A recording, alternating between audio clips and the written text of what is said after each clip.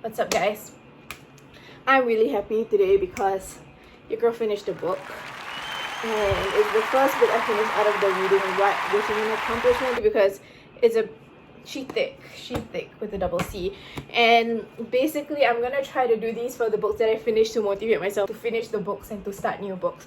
So the first one is gonna be Lore. As you know, I am a cover host, so I saw this and I saw the title and I was like, it's pretty interesting, so I googled it just to read the reviews, see if it was something I would like, to see, you know, what people thought of it. And Alexandra Bracken, the author, had apparently written a series called The Darkest Mind. So a lot of people who had given their reviews read and enjoyed The Darkest Mind. Some people said it didn't meet their expectations because The Darkest Mind was better, but to me, because I didn't read The Darkest Mind, so I felt like it was good. So how I'm going to do this review is that I'm just going to talk about briefly the synopsis without trying to give away spoilers, and then I'm going to talk about what I liked or didn't like about the book. I'm going to try to do that for all the reviews of hopefully the other books, future books that I read.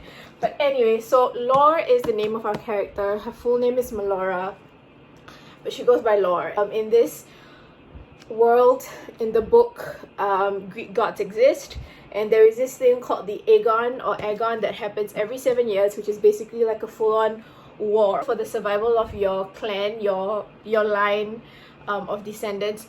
You will try to kill the gods, because when you kill the god, you get their powers. So the gods don't have their immortality at that point in time, and so they are always at risk of being killed. So they tend to go overboard with like killing other people. So that's why the people kind of want to like kill them first to prevent mass deaths.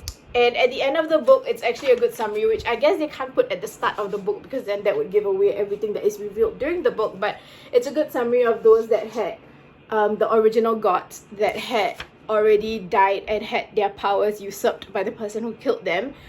So Aphrodite, Ares, Dionysus, Hephaestus, and Poseidon at the start of this Aegon, where the book takes place, they are already dead and their powers usurped by a new god. Whereas Artemis, Athena, and Hermes were the only ones that were the original gods at the start, when Zeus was like, I'm gonna have this Aegon thing every 7 years, so good luck to you all. They are the ones that still survive. But what happens at the end of this Aegon? Melora, whole family murdered, and because of that, she has tried to hide herself so that she wouldn't be involved in this Aegon, because she is the last of not just her family, but the last of her family line. She is from the family of Perseus, and she's the last one. She was the only one that got away when everyone was being murdered by the other clans, because her family was like the caretakers of this one very important thing that was needed to like win the Aegon. The characters in the book didn't really know how to win the Aegon. It was just kind of like along the way they were like, oh, is this going to work? That's why she's really like hunted. She kind of like does not want to be part of it, because, you know, it was kind of because of the Aegon that her parents and her sisters were killed.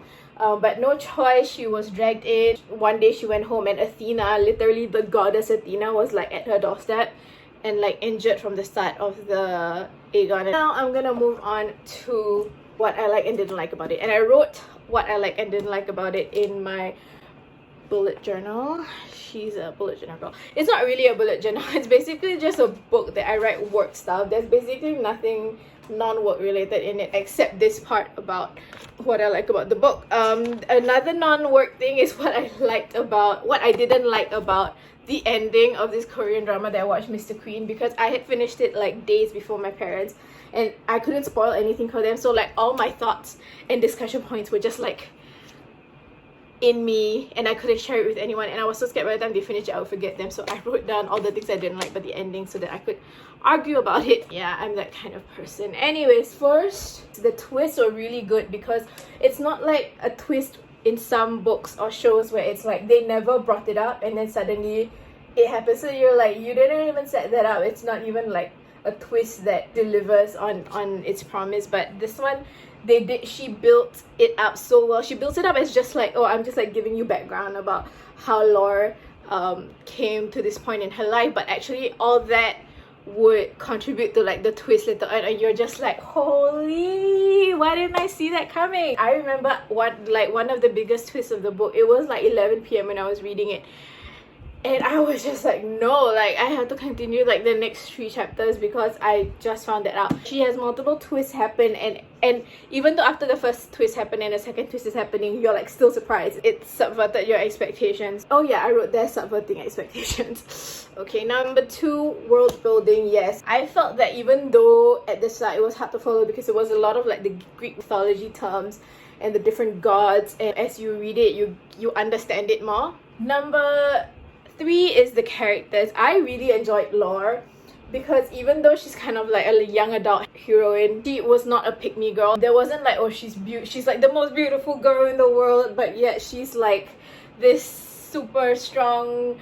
warrior. No, like she had a scar, and you know the book didn't really like go on about her beauty or anything. It was just like she's a girl. And the other thing, it wasn't like a prophecy. Like it was a prophecy thing, but it's not like, oh, like I don't know anything about this, I'm just a normal girl and now I'm the chosen one, and like how am I supposed to do this? None of it. From the start, she told her dad when she was young, like, I'm going to be remembered, my name will be legend. Like she knew she wanted to be like greatness when she grew up, and she like lived up to that. So even like when she realized that she was on this quest and she needed to like do all these things, part of her was like, okay, I don't want to do this because this is how my parents died, but now that I'm here and I'm remembering my dream when I was a little girl, which was to, you know, die in glory and to be a victor and to bring glory to the name of my line, then she was really like, yeah, like that's what I wanted. That was my dream, I'm gonna get it. And the setup of her, you know, like even before the Aegon started, she was just like fighting everyone and getting mad at everyone, so that really like gelled with her character later on, overcoming that part of her that was just always really like not able to control her emotions. Friendship, relationships, hatred was all well developed. So the main guy is Castor. Reminds me of Castor Sugar, but no, it's kind of a twist, but he becomes the new Apollo. So somehow early in the book you find out that he killed Apollo and he has Apollo's powers now, and they had been friends since they were young. They were both outsiders training with one of the houses because like their houses weren't powerful enough, so they were just like training with this house and always being outsiders and hanging out with each other. They met like many years later, right, because she was like in hiding trying to get away from that world.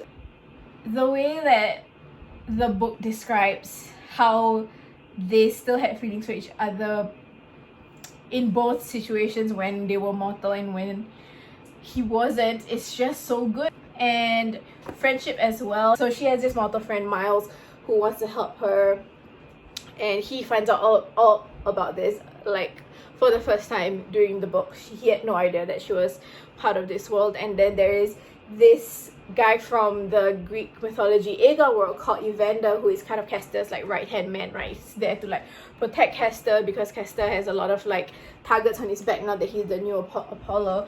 And they start off, you know, enemies, kind of bickering, like, can you not? And then I was like, I think Evander and Miles got a thing going. I mean, like Castor and Lore, like obviously, like come on, like friends to lovers, that's my shit. But then Miles and Evander, enemies to lovers. I like that it wasn't like the relationship was like 80% of the book. Relationships and all that was like 20% of the book. But when she talked about them, you were just like, yes, yes. It was like brief. It wasn't just like while they were fighting and whatever, Lord was like, oh my god, I love Castor. And while they're fighting, Castor's like, oh my god, I love Lord, but I can't tell her. None of that. It was like you knew it was slow burn without her having to tell you it was slow burn. It was just like every time they had those moments of chemistry, that was when you felt all the years of longing between them, and that was enough. It was snappy and it was just the perfect amount of chemistry between the characters. Next, motivations, the themes also, because everyone's motivations were very well established. Lore's motivation, Athena's motivation, Castor's motivation, they were all like solid. I was like, yeah girl, like if I was her, I was Lore, I was like, yeah, I'm gonna do that too. If I was Castor, yeah, would have done that. Athena, yeah, would have done that.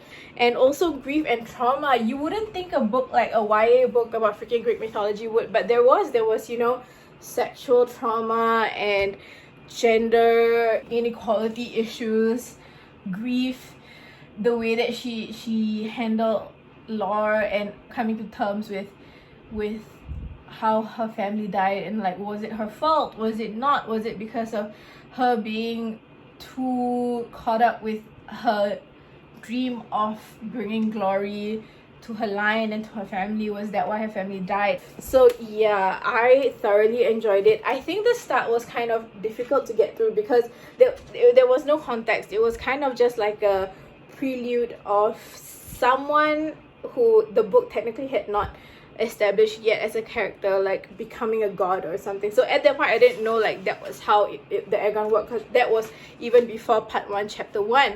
So I was like, oh god, what's this book about, when I was reading it. And it went on for some time. This whole exchange of like the prelude is a whole 8 pages before you even get to part 1. So that was like, I felt like if she just started at part 1, like I would have like gone through the first part of the book much faster. If you are in a reading rut, but thick books kind of like, yeah, I'm not gonna read something so thick that's too much commitment, then maybe not. But after you get through chapter 8, just get through to chapter 8 and it goes so quickly from there, like zoom. Every chapter moves so fast after that, and it's just like there's no boring parts after it's kind of established that the Aegon is like already like in full swing, and like she knows what she has to do, she knows who's back in her life, she knows who's new in her life, she knows who's on her side and who's not. You probably really can't stop, because that was me and the book. So the next book that I'm reading, BRB, Normal People by Sally Rooney. So it is much thinner by comparison, so hopefully I will read this a lot faster. And I have another book that I wanted to read, which is called The Song of Achilles. Let me get it. Song of Achilles. So this one is also like Greek mythology based. So I didn't want to read it right after lore, because then that would be like too much and I might get bored of it. So I was gonna read Normal People first, because it's just set in like a normal scenario, I think. So I'm going to read this and hopefully get a review done. So that was a mini burp, I'm sorry. So how's it going, guys? How's life? This camera is literally like my phone. My phone is literally on the back of a chair. Physics how? I'm not complaining though.